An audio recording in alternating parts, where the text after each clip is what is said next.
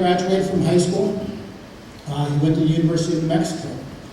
And he was one of the starting pitchers on a very, very good Division I baseball team. I believe in the tournament, the WAC conference tournament, he beat the University of Hawaii, and at the time they were ranked top 10 in the nation. So that's a great accomplishment. After 1 year, I was fortunate enough to be hired as the NDSU baseball coach, and Mike had played his first year in New Mexico, decided that he wanted to transfer. So I figured I'd give it a shot and talk to him, and sure enough, he decided to play baseball in North Dakota State. So I was feeling that, he was following me. But there was a young lady playing volleyball at NDSU at the time that I think that's the reason that he went there. His future wife, Jenny. But it's always good to feel, like that. One of the things that we always talk about as coaches, and we want our kids to be able to do, our athletes to do, and that is to be competitive, to compete. You hear it from Mike, you hear it from Jess, you hear from all people who attain this level, that they're very competitive, very, very competitive people. And you have to be that way. Mike Gunderson is one of the most competitive persons I've ever coached. And then there's something else that not everybody can do, and Mike could do this. Mike was better when he was mad. If Mike got mad, you knew something good was about to happen. I'm going to tell one quick story about Mike. We were playing, Mike's junior year, we were playing Mankato State University. Mankato State, perennial power in college baseball. Mike's pitching, we're up 3-1, about the bottom of the 6th inning. And Mike started getting in a little trouble. He started throwing balls. So I turned to my assistant coach and I said, hey, get Andy up. Now, Andy Braun was a very good friend of Mike's. And Andy was a left-handed pitcher that could come in and get a lefty out. There was a big, big difference between Mike and Andy. Mike threw 95, Andy didn't. And so when I told my assistant coach to get Andy out, my assistant coach looked at me and goes, are you crazy? And I said, I don't want him to throw. I just want him to warm up so Mike can see him warming up. So after Mike walked the next batter, bases are 1 out, Mankato State has their 3 and 4 hitters coming up to the plate. I go out to the mound. And as Mike's throwing to the previous hitter, he'd throw a pitch, look at Andy, and then look at me. Throw a pitch, look at Andy, and then look at me. And so when I'm coming to the mound, Mike meets me at the bottom of the hill. And he says, you're not taking me out. So I always had this tactic that I'm 5'9", and so I try to get on top of the mound, and so that I'd be taller than the guys. And so when Mike reiterated that you're not going to take me out, I said to him, well, Mike, I'm still going to. You're in trouble right now. You have to get going. And so by making Mike mad, all I wanted to do. So next 2 hitters, 3 and 4 hitters, probably 2 of the best hitters in the country. 6 pitches later, we're out of the inning. We win the game, all because I was able to make Mike mad. Truly, it's been a pleasure coaching Mike. I've known Mike since he was very, very little. To coach him in Legion baseball, to be around in football, coaching with Coach Mankey, and then the coaching at NDSU was one of the greatest pleasures of my life, truly. And it's because I've known him for a long time, and he's one of the nicest guys you'll ever meet.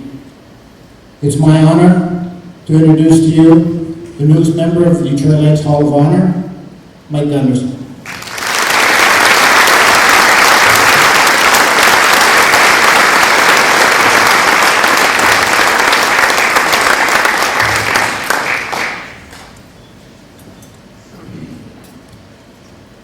Thank you, Mitch, for the introduction.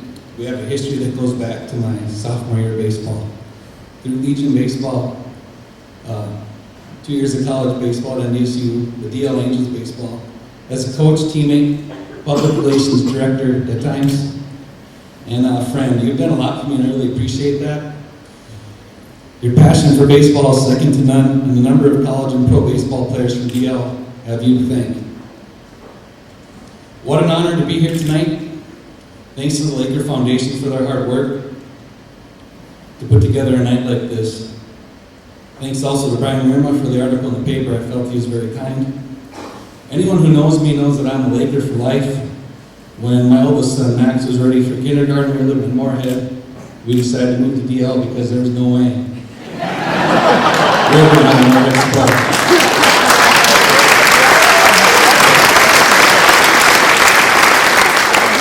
Thank you to my parents for being so supportive during my sports career. It started with my dad always playing sports with me. My mom always running me to practice and games, taking me to the summer rec program every day. My dad was never a baseball guy, yet he was always my personal catcher. He did a great job until I started throwing curveballs. Those were quickly banned after a few hits to the midsection area. My brother Eric was also involved. It wasn't a football, baseball, or basketball game. It was a made-up game that combined sports. But football is the one I always played the most. I have a list of coaches that I played for during my Laker career. Keep in mind these individuals are not only great coaches, but even better people. It all started with the summer rec program. Mark Greenig, Ray Long, Kent Moberg, junior high coaches Bob Horner, Lauren Kath, Jim Buckles, Steve Foose, Matt Hedstrom. High school started with Principal Bob Sukup. The many hours of talking baseball strategy and stories about him, and I took a lot of his pitching advice to heart. A.D. Ron Peterson, Sr., who still thinks he beat me in a wrestling match, but he didn't. The late Bob Hooper, Rick Otto, Mitch McLeod in the Legion baseball program. Basketball, Bob Gordon and Steve Sunby. Football coaches, Mike Levine, Rob Nielsen, George Dernberg, John Jacobson, Robin Turnwall, Bob Silseth, Mitch McLeod, Flint Machenbacher. There's nothing better than weight room study hall with Flint. He would usually find some bulletin board material to get us fired up, or just make something up to get us mad. It worked. We'd lift hard. He also put us through the treadmill speed training program. Before that was very common, and that was very beneficial. And then there's this other guy, who was the leader, the general, a living legend, Coach Mankey.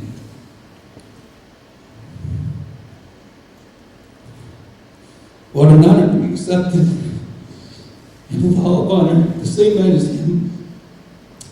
I was really excited when Mark Hagan told me I was going to make it to the Hall of Honor. And he was speechless when he told me who else was going to be there. Oh, sorry about that. See, kids, I do cry.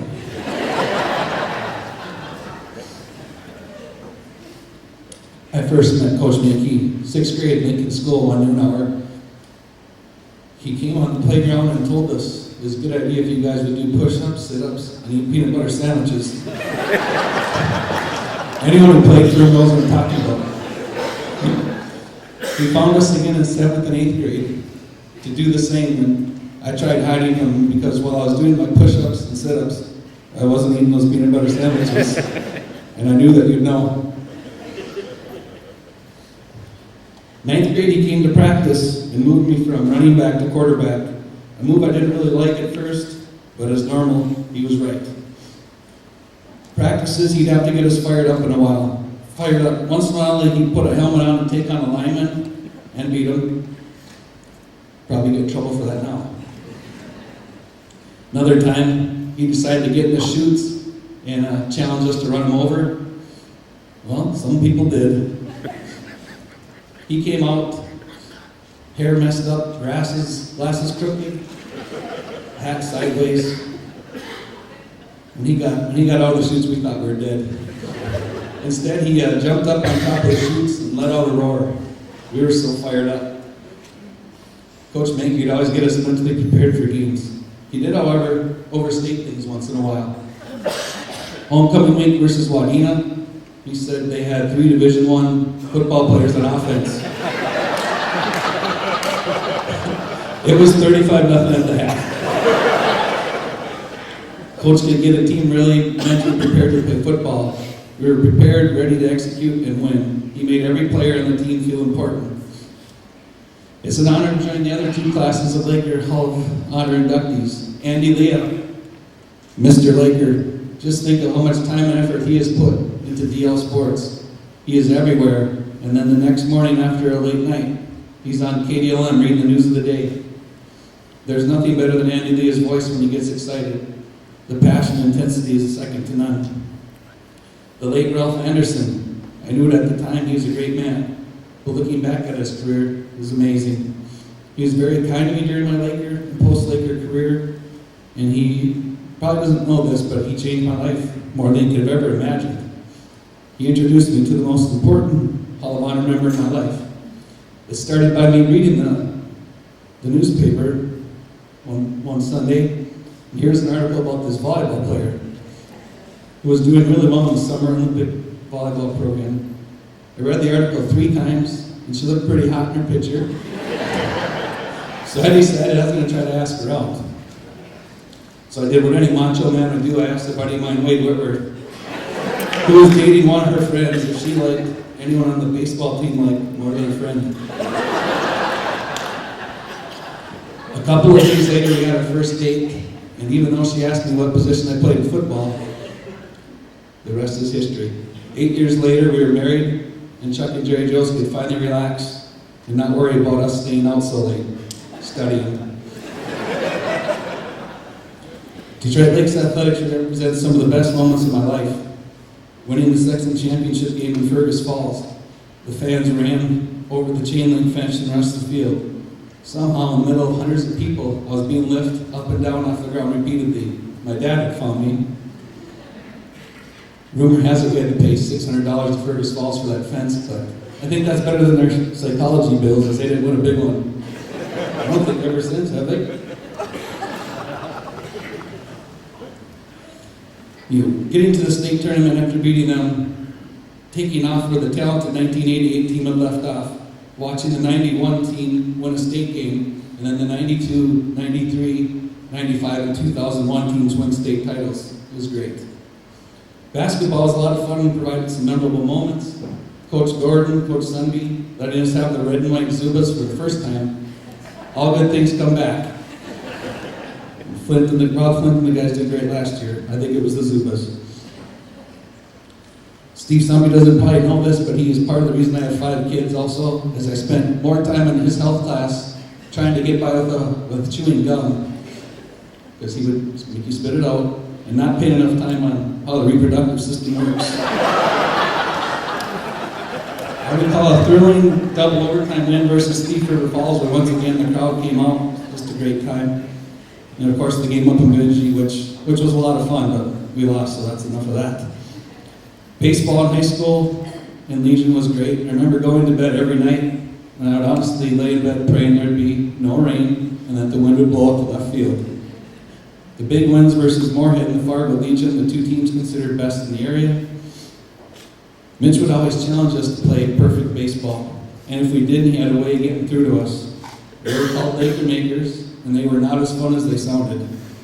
Running around the bases and outfield, stopping and doing push-ups and sit-ups at each base and each foul pole. They got through to us. I can honestly tell you the best moments of my sports life came as a Laker. College baseball, getting drafted, playing pro baseball. It all takes a back seat to what are so commonly called the glory days. It's that small town pride you feel when you're wearing the red and white, knowing the whole community is behind you. My advice to any Laker athletes and future athletes, work hard and play hard. Never leave anything out there on the field. Dream big and then work hard to follow your dream. Your sports career is short and it goes by fast. You have plenty of time once your sports career is over to participate in adult activities. Thank you again to the Laker Foundation for this special night. Thanks to my family, coaches, teammates, and friends who helped me during my career. Thanks.